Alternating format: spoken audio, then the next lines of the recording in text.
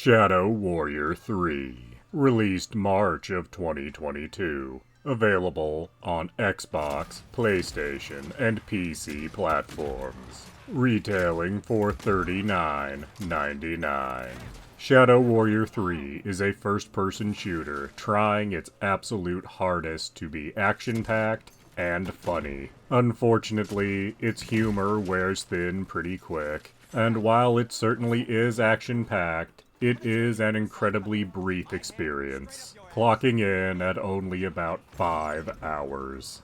Many elements from the previous two games are also not present here. You don't receive grades for how well you perform in combat like you did in the first Shadow Warrior reboot, nor is there side quests to complete as there was in the second Shadow Warrior. What you have is a linear series of monster closets and platforming challenges.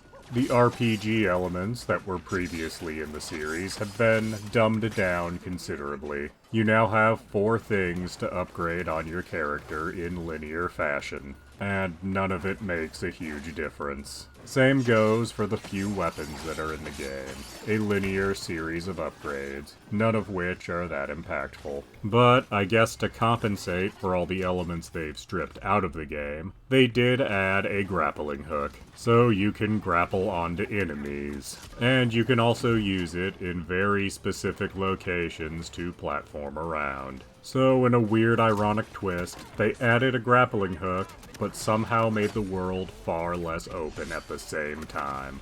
The monsters, similarly, are far less impressive than in previous games. Many of them have some kind of gimmick you can exploit. This doesn't really add much to the experience, however. It simply makes combat more annoying.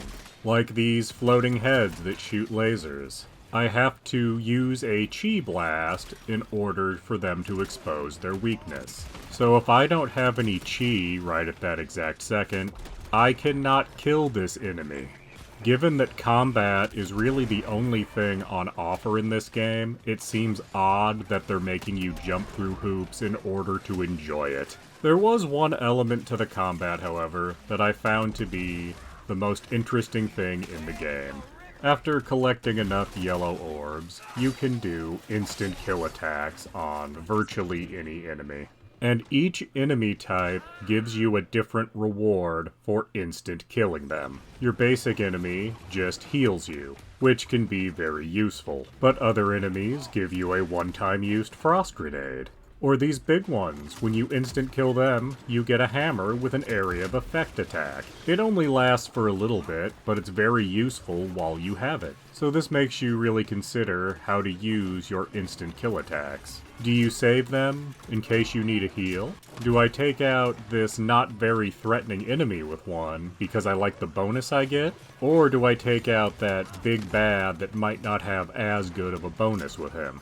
This element of combat is the one shining spot in an otherwise drab and rather annoying short game. So, is Shadow Warrior 3 worth your money? At $40, absolutely not. This is the kind of game that if you see it on sale for about $10, yeah, you'll get $10 worth of entertainment out of this.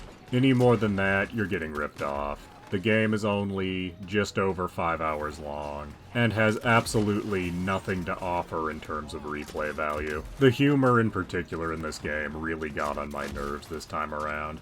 Maybe it's because it's our 3rd time out with Wang, but his repetitive sense of humor got on my nerves far quicker than in previous titles. Please do subscribe, comment, like, and tell your friends.